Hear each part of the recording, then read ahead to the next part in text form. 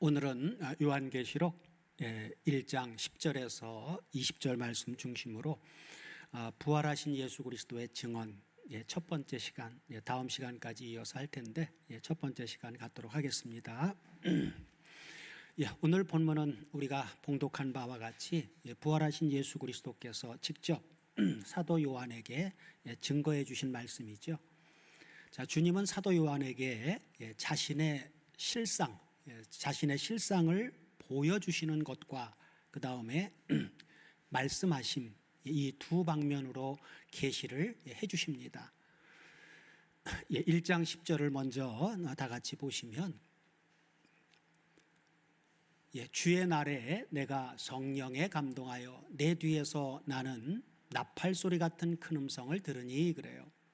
어느 날이라고요? 주의 날. 여기 주의 날은 어느 날인가요?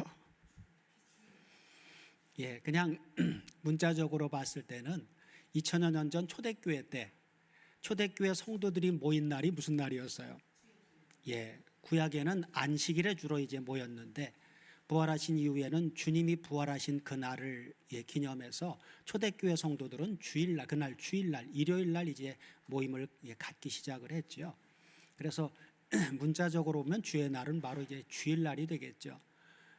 그날에 이제 사도 요한이 성령에 감동했어요. 사도 요한은 여기에서 성령의 감동이 되어지기 이전에도 이미 그는 어떤 사람이에요? 성령 안에서 성령 충만한 삶을 살고 있던 사람이에요. 그죠? 계시록을 이제 사도 요한이 계시록의 이러한 내용들을 보고 듣고 기록하게 된 배경을 보면, 하나님의 말씀과 예수 그리스도를 증거하는 일 때문에 반모라고 하는 그 섬에 유배되어 있을 때, 바로 홀로 유배되어져 있는 상태에 있을 때 바로 이런 경험을 하게 된 것이죠. 그래서 여기에 내가 성령에 감동하여라고 하는 부분을 원문을 통해서 보면 우리말로 성령에 감동하여 이렇게 되어져 있는데, 성령에 감동할 때에 보면은 에게노멘 엔 프리마티 그렇게 나오는데, 엔 프리마티라고 하는 게 바로 성령에 그렇게 번역을 했는데 성령 안에서죠. 성령 안에서. 성령 안에서 감동하여라고 하는 부분은 기노마이라고 하는 동사를 쓰고 있어요.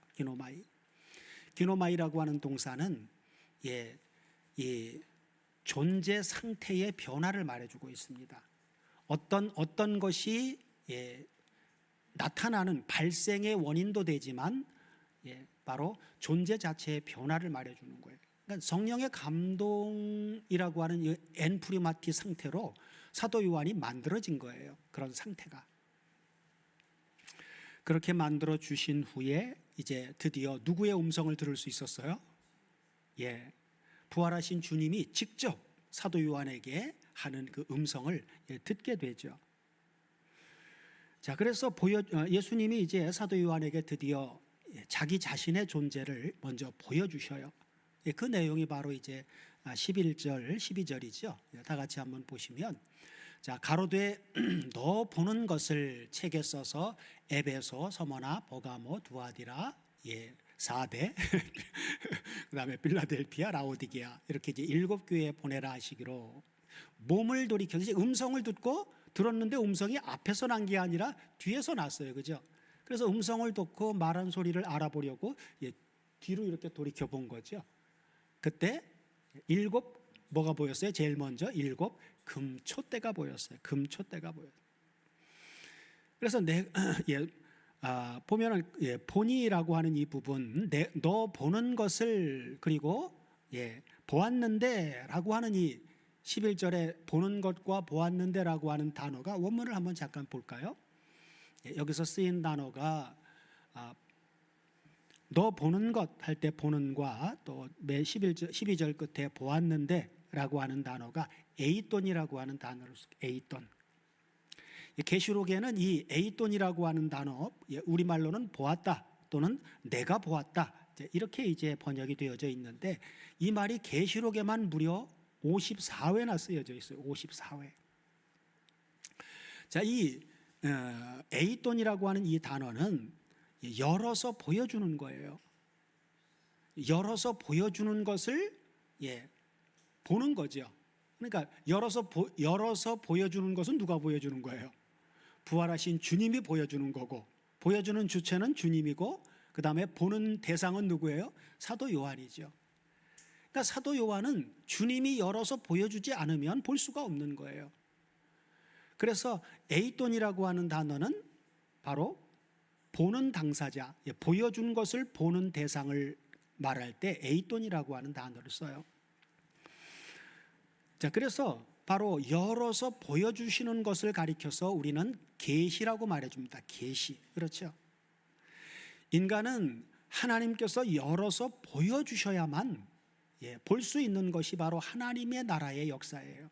하나님의 나라와 하나님 나라의 역사. 그래서 계시록 4장 1절을 보면 사도 요한에게 이제 보여주신 사건이 있는데, 이 에이돈이라고 하는 단어를 볼 때 뭘 보여주셨는지, 자, 2일 후에 내가 보니, 여기도 바로 사도 요한이 보는 거죠. 그럼 어떻게 보는 거예요?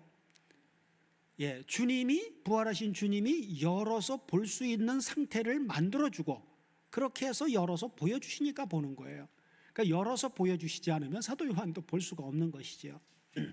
자, 그래서 내가 보니 하늘에 열린 문이 있는데, 내가 들은 바 처음에 내게 말하던 나팔 같은 그 음성, 바로 1장에 나오는 바로 주님의 음성이죠. 부활하신 주님의 음성이, 그분이 가로되 이리로 올라오라 그러면서 이후에 마땅히 될 일을 내가 너한테 보이리라 그래요.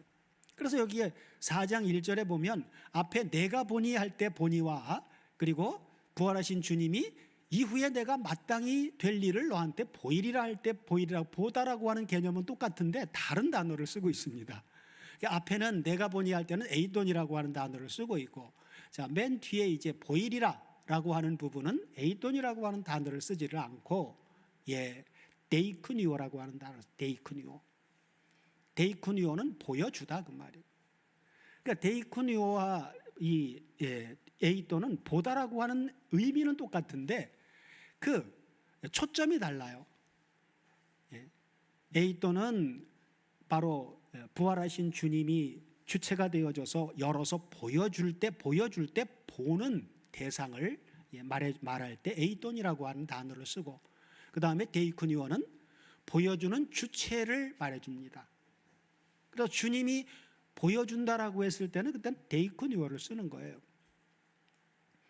마태복음 16장에서도 이제 주님이 누군가를 제자들이 알아봤을 때, 이때로부터 비로소 주님이 십자가에 고난 받고 죽으실 것을 보여주셨다라고 할 때 거기도 데이크니오를 쓰고 있거든요.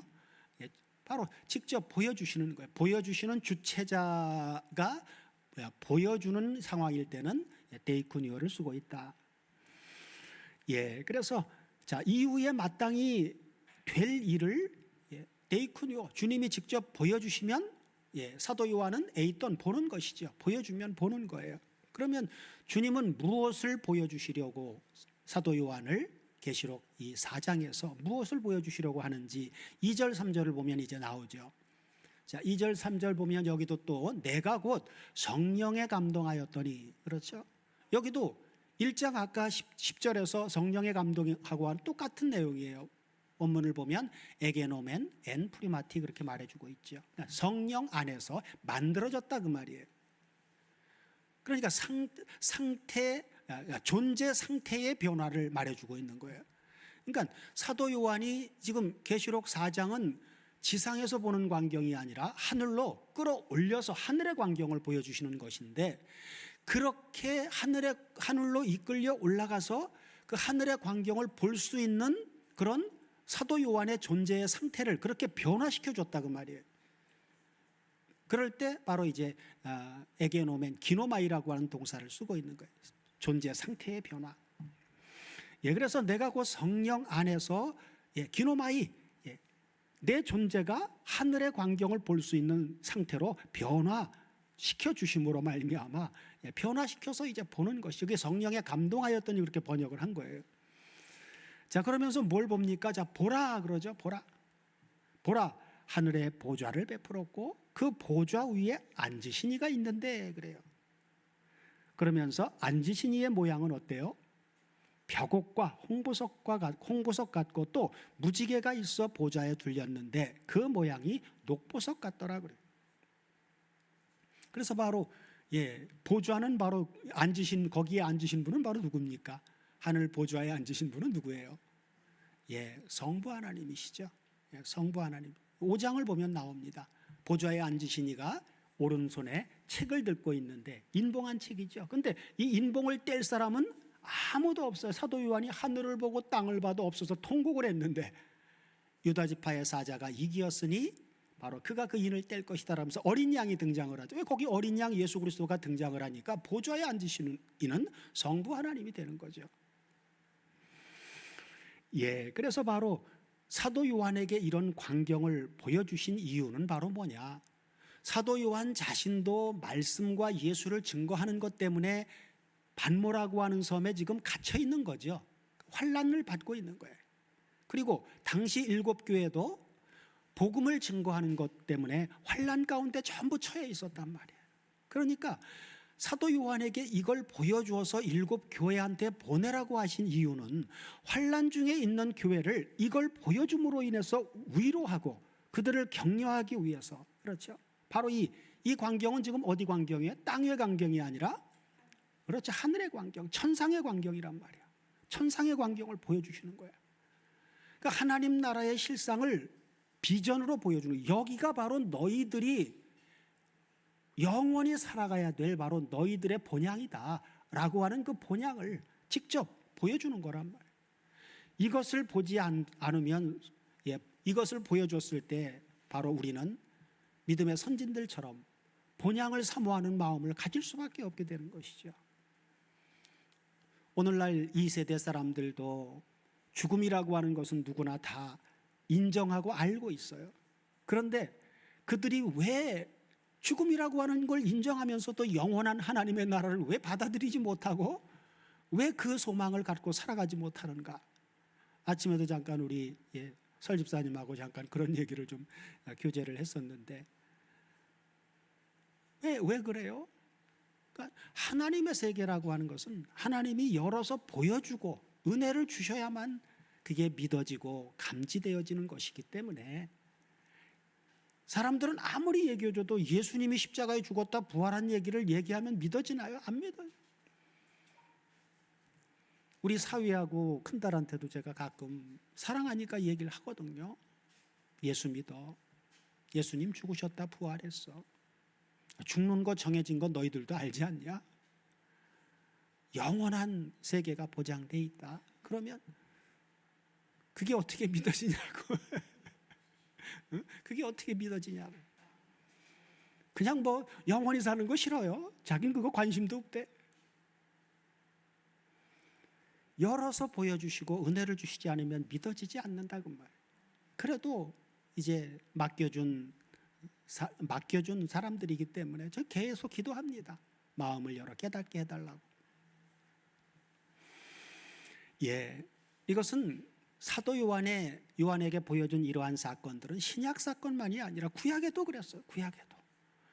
에스겔서 40장 1절을 보면 하나님께서는 구약의 에스겔 선지자에게도 바로 보여주신 게 있는데, 에스겔 당시에는 바로 이스라엘이 멸망하고 그리고 유다도 멸망해서 결국은 예레미야를 통해서 예언한 대로 바벨론 70년 포로기를 겪고 있을 때거든요.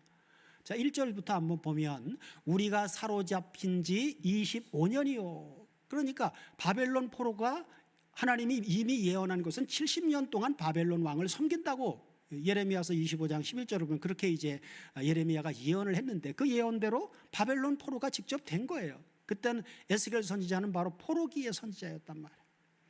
그러니까 25년, 그러니까 포로 생활을 25년 된 그 해란 말이에요. 그리고 예루살렘 성이 함락된 후 14년 정월 10일 곧 그날에 여호와의 권능이 에스겔에게 임하여 에스겔을 데리고 어디로요? 이스라엘 땅으로 가시되. 에스겔의 몸은 바벨론에 있었는데, 그죠? 포로로 있었는데 이스라엘 땅으로 데리고 가신 거예요. 그러면서 다음 절 보면 하나님의 이상 중에 나를 데리고 그 땅에 이르러 나를 극히 높은 산 위에 내려놓으시는데, 그렇죠? 극히 높은 산, 이건 어떤 산입니까? 이스라엘 땅에 극히 높은 산이 어디 있어요? 예. 여기는 지금 전제가 하나님의 이상 중에예요. 이상 중에. 예수님이 베드로, 야고보, 요한이라고 하는 세 제자를 높은 산으로 데리고 가서, 그렇죠, 영광스러운 당신의 실상을 보여주고, 거기도 높은 산이에요. 그건 이상 중에 데리고 간 산입니다. 실제 이 지상에 있는 높은 산이 아니에요. 여기도 마찬가지로 이상 중에, 그렇죠, 극히 높은 산 위에 내려놓으시는데 거기서 남으로 향하여 성읍 형상 같은 것이 있더라 그래요. 이 성읍 형상은요, 지상에 있는 성읍이 아니에요. 이상 중에 보여진 것입니다. 그러면서 3절도 보면 나를 데리시고 거기 이르시니 모양이 놋같이 빛난 사람 하나가 손에 삼줄과 청량하는 장대를 가지고 문에 서서 있더니, 그렇죠?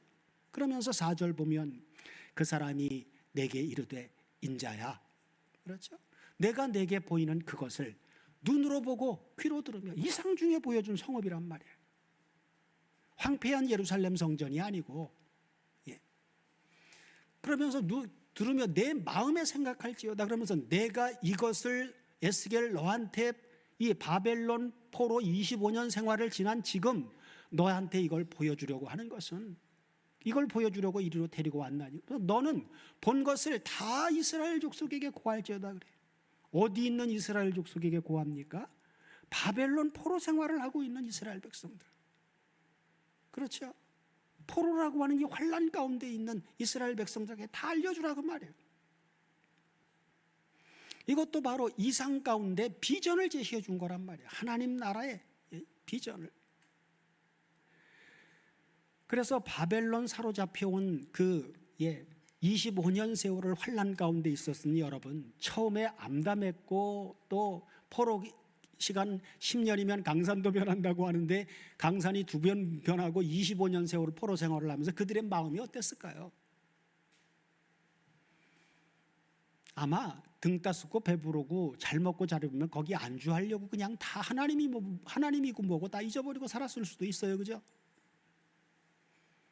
그러나 하나님의 약속의 말씀에 소망을 둔 사람들은 하나님 약속대로 이 포로, 이 생활로부터 벗어나게 해줄 것을 마음으로 간구하고 있었겠죠.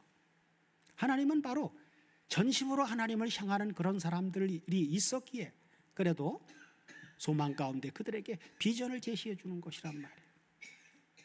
그래서 어린 이 에스겔 선지자를 통해서 바벨론 포로 생활 가운데 있는 구약교회에게 바로 장래의 비전을 보여주시는 것이에요.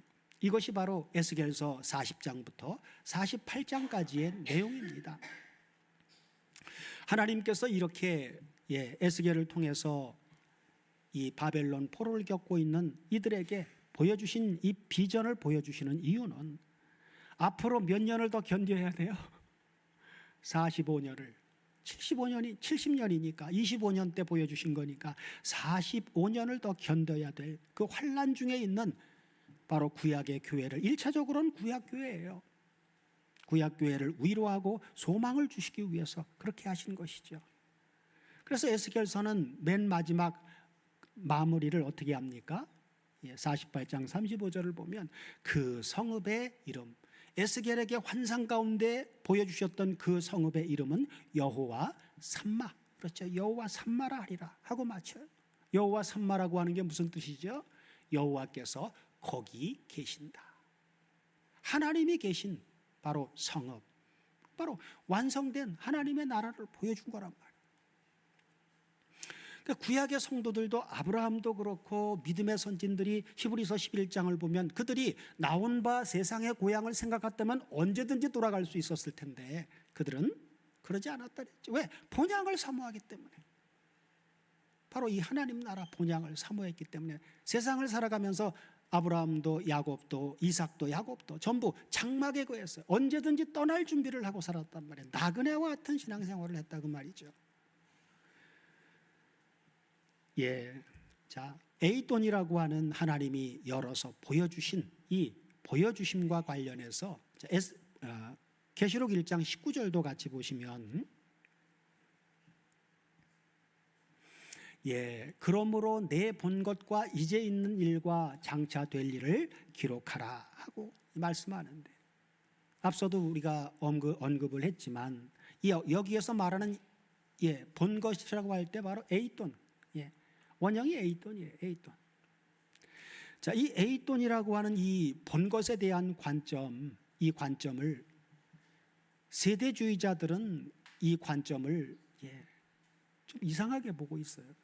그렇기 때문에 그 문제점이 있는데, 자, 세대주의자들은 어떻게 보느냐? 여기 내 본 것이라고 하는 이 사건을 그냥 과거 사건으로 생각을 하고, 계시록 1장에서 바로 보여주신 이것을 내 본 것이라고 해석을 하고, 그 다음에 이제 있는 일은 2장 3장을 이제 있는 일로, 그리고 4장 이하는 장차 될 일로 분류해서 계시록의 내용이 그냥 세대주의자들은 문자적으로 이것이 이방인들인 오늘날 성도가 아니라 이스라엘에 해당하게 되는 것이라고 그렇게 주장을 합니다. 그러면서 4장 이하의 내용은 주님이 재림하시는 그 재림 직전에 이루어질 것이라고 해석을 해요. 자, 그렇게 되면 우리가 이 계시록이라고 하는 이 서신은 초대교회로부터 주님이 재림하실 그 직전까지 있는 존재하는 교회에게는 아무 상관이 없는 그런 책이 되어져 버리고 만단 말이에요. 그러니까 문제다 그 말이죠. 그렇지 않아요. 왜냐하면 계시록 12장 9절에 보면 9절에 등장하는 옛뱀, 마귀, 사탄이라고 하는 이 존재는 우리가 창세기 3장에서도 누구를 미혹했어요? 인류의 시조인 아담과 하와를 미혹해서 타락하게 만들었어요. 그렇죠? 그때도 역사를 했단 말이에요. 그러면 이 사탄이라고 하는 존재는 그럼 그때 역사하고 역사를 안 하나요? 그렇죠? 베드로전서 5장 8절을 보면 우는 사자처럼, 그렇죠? 두루 다니며 삼킬 자를 찾고 있다고 그렇게 말씀을 해주고 있단 말이에요. 대적 마귀가. 그러니까 교회 시대 이후에도 사탄은 계속해서 두루 다니며 삼킬 자를 찾고 역사를 하고 있단 말이에요. 지금도 역사를 하고 있는 것이죠. 뭘 가지고 역사를 합니까? 7절을 보면 너희 염려를 다 주께 맡기라고 하는데, 맡기지 않으면 전부 누구 밥이에요?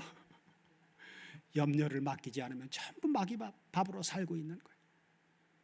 염려를 주님한테 맡기지 않고 지금도 염려 가운데 신앙생활을 하고 있는 사람들은 지금 마귀 밥으로 그 뱃속에 들어가서 살고 있는 거예요. 요나가 고래 뱃속에 들어있듯이. 그러고 살고 있는데도 모르고 있단 말이에요. 그리고 장차는 어때요? 계시록 20장에 보면 장차 결국은 사탄은 사망과 음부도 불못에 다 던져지잖아요. 그러니까 사탄이라고 하는 존재도 언제부터요? 전에 있던 교회들도, 그리고 이제 있는 교회들도, 그리고 장차 있을 교회들도 마귀가 계속 역사를 하듯이 계시록도 과거에 있었던 교회에게도, 그래서 우리 초대교회 당시는 현재 우리가 보면 과거예요, 그죠? 초대교회 그때에도 주님은 계속 구약에도 역사 안 하셨습니까? 구약에도 다 역사하셨어요, 하나님. 그리고 오늘날 지금 현재도 지금도 역사하고 있단 말이에요. 우리 멀리 있는 게 아니에요. 우리 가까이 주변에 있으면서 사람을 통해서, 아니면 사람이 없어도 그냥 우리 생각 속에도 막 수도 없이 시험거리, 염려거리들을 계속해서 우리 생각 속에 집어넣으려고 합니다. 하루에 사람들이 생각하는 생각이 몇 가지라고 그래요? 5만 가지 생각을 한다 그러죠. 5만 가지. 그렇죠? 그런 생각들을 우리는 성령을 의뢰하는 가운데 말씀을 통해서 분별하는 삶을 살아야 돼요. 그러니까 하나님을 의지하지 않고는 불가능한 삶입니다. 신앙생활이라고 하는 것 자체가. 그래서 바로 요한계시록은 과거에도 그렇고 지금도 그렇고 장차 있을 이 주님이 재림하시는 그 직전까지의 모든 교회들이 싸워야 될 대상이 대적 마귀이고, 그리고 우리는 죽기까지 복음을 위해서 죽기까지 증인 사명을 감당해서 승리해야만 하는 그런 전쟁을 수행하고 있는 것이 바로 계시록 얘기란 말이에요. 계시록은 현재 얘기를 하고 있는 거예요. 현재. 요한복음은 과거의 역사를, 계시록은 바로 지금 현재의 역사다. 그래서 요한복음과 계시록을 같이 연결해서 보면 우리가 전해야 될 복음은 요한복음이에요. 복음의 내용은. 그러나 영적인 실제 싸움의 내용은 계시록이란 말이에요. 요한복음이 말하고 있는 복음을 가지고 현재 복음의 전쟁에서 싸워야 될 그러한 삶의 현실은 바로 계시록이다. 그래서 이 내가 본 것과 이제 있는 일, 장차 있는 일이란 우리는 어떻게 보아야 되느냐? 계시록 1장 11절에서 요한에게 제일 먼저 뭐라고 얘기를 합니까? 너 보는 것을 책에 써서 7 교회에 보내라. 그렇게 이제 말씀을 하시죠. 시작에서 이렇게 말씀을 하시고 계시록 마지막 마무리 21장 6절에 보면 21장 3절을 보면 뭐라고 얘기합니까? 완성된 하나님의 나라를 보라고 얘기를 하죠. 자, 보라, 하나님의 장막이, 그렇죠? 후반부에 보면 나오죠. 보라, 중반부쯤에 보라, 하나님의 장막이 사람들과 함께 있음에 하나님이 저희와 함께 거하시리니 저희는 하나님의 백성이 되고 하나님은 친히 저희와 함께 계셔서 임마누엘이 성취된 거라. 여기는 지금 현재 우리와 함께 있는 그런 얘기가, 그런 그 개인적인 구원의 이야기가 아니라 하나님 나라 전체의 완성을 얘기해 주고 있는 거예요. 왜 뒤에 가면 내가 만물을 새롭게 하노라 그러면서 다 이루었다라고 말씀을 하시니까 여기는 완성이에요. 모든 하나님의 자녀가 다 하나님의 아들이 되는 그 역사가 완성됐을 선포를 하고 있는 거란 말이에요. 그래서 바로 요한계시록에서 말하고 있는 내 본 것은 1장만이 아니라 바로 계시록 전체를 통해서 우리에게 보여주신 비전을 말해주고 있습니다. 그리고 이제 있는, 지금 있는 일은 고난 가운데서 지금 현재 선한 싸움을 싸우고 있는 교회의 모습이에요. 그리고 장차 될 일은 21장 7절에서 말씀한 이기는 자는 이것들을 유업으로 얻으리라. 나는 저희의 하나님이 되고 그는 내 아들이 되리라 하신 바로 장래의 영광입니다. 장래의 영광. 장차 될 일, 장차 우리 존재가 기노마이라고 하는 단어를 쓰고 있으니까 우리 존재의 변화, 그렇죠? 지금은 죄 있는 육신의 모양으로 주님과 연합된 비밀스러운 연합의 상태로 있지만 장차 우리에게 기노마이 될 일은 주님의 영광스러운 모습으로 확 변하는 거예요. 빌립보서 3장 20절 21절에서 우리가 봤잖아요. 그렇죠? 우리의 시민권은 하늘에 있는데 거기로서 구원하는 자 곧 주 예수 그리스도를 기다리노니 주님은 지금 우리하고 연합되어 있는데 여기는 하늘로서 그분이 또 오실 분을 기다린다고 한단 말이에요. 그럼 이때는 어떤 주님을 어떤 역사를 하시는 분이냐? 이때는 연합되는 예수로 오시는 분이 아니라 이미 연합된 예수는 와서 우리하고 연합돼 있고 21절에서 얘기하잖아요. 그가 만물을 자기에게 복종하실 수 있는 자의 역사로, 아버지 하나님의 역사로 우리의 지금은 낮은 몸이에요. 낮은 몸을 자기 영광의 몸의 형체와 같이 확 변하게 하시리라. 이게 영화라고 하는 거예요. 영화. 그렇죠? 그래서 바로 장차될 일은 바로 이걸 말씀해 주고 있단 말이에요. 이것은. 그렇다면 제일 먼저 보여주신 보여주신 것은 무엇인지 오늘 본문에서 20절을 같이 보시면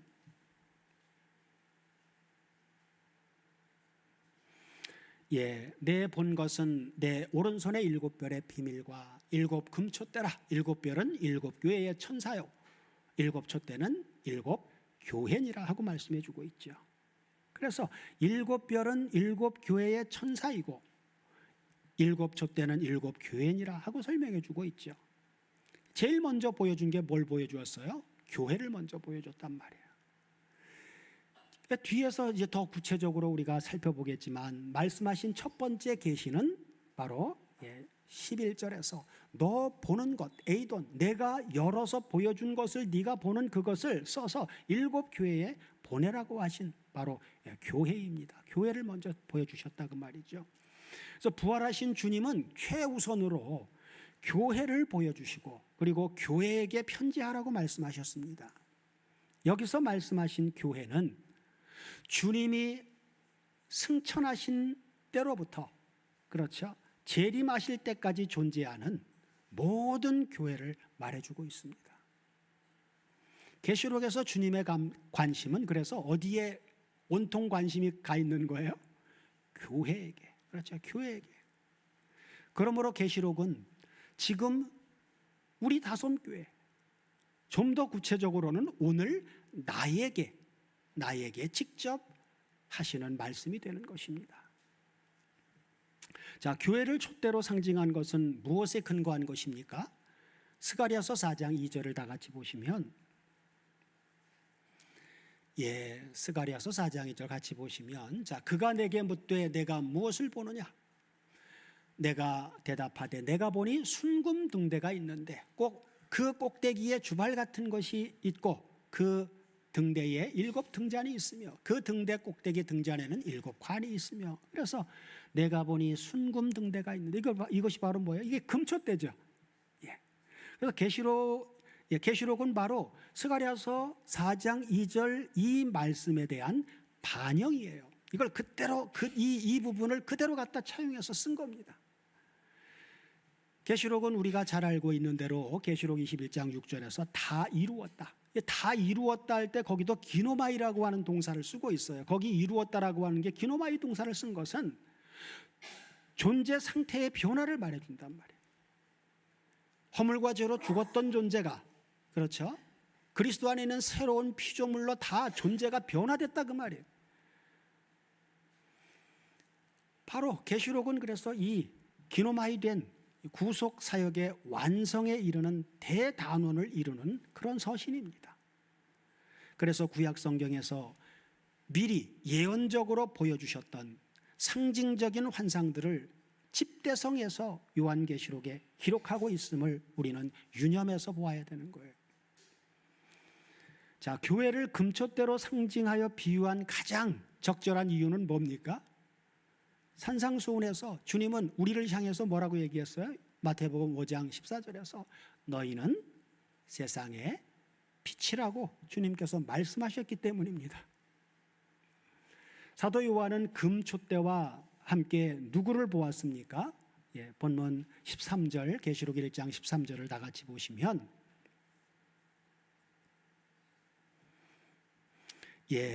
자, 촛대 사이에 인자 같은 이가 발에 끌리는 옷을 입고 가슴에 금띠를 띠고 그래요. 자, 촛대 사이에 있는 이 인자 같은 이분이 바로 누굽니까? 자, 17절 18절, 본문 17절 18절을 다 같이 보시면, 자, 내가 볼 때에 그 발 앞에 엎드려 죽은 자 같이 되매 그가 오른손을 내게 얹고 가라사대 두려워 말라. 나는 처음이요 나중이니 곧 산자라. 내가 전에 죽었었노라. 그래요.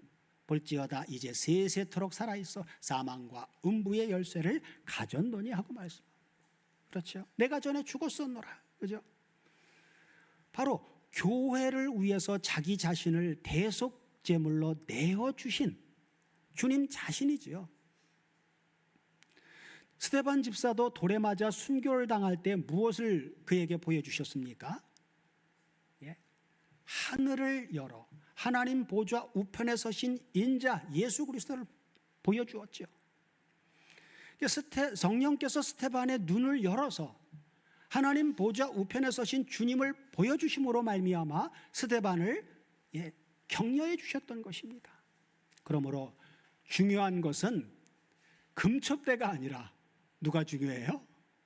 금촛대 사이에 다니시는 바로 인자 곧 그리스도가 중요하다 그 말입니다.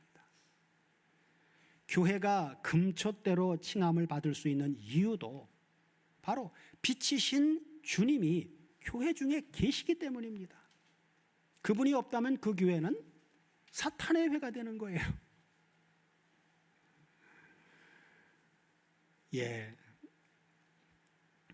시간이 참 빨리 가네요.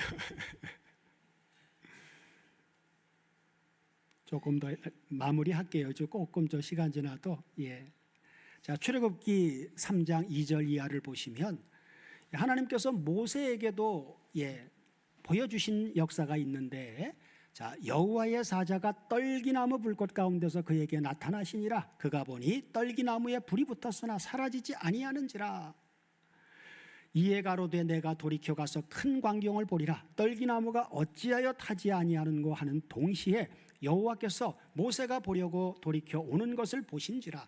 하나님이 떨기나무 가운데서 그를 불러 가라사대 모세야 모세야.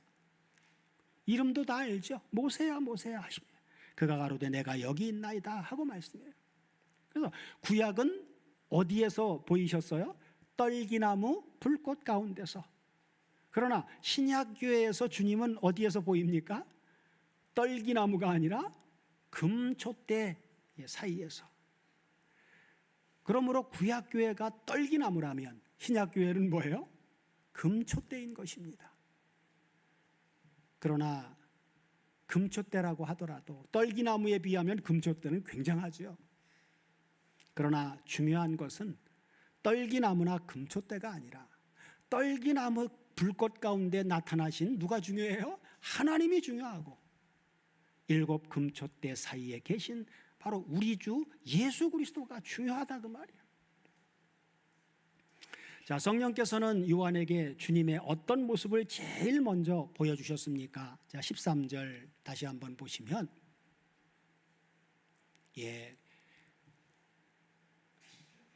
촛대 사이에 인자 같은 이가 있는데 어떤 모습이에요? 발에 끌리는 옷을 입었고 가슴에는 금띠를 꼈어요.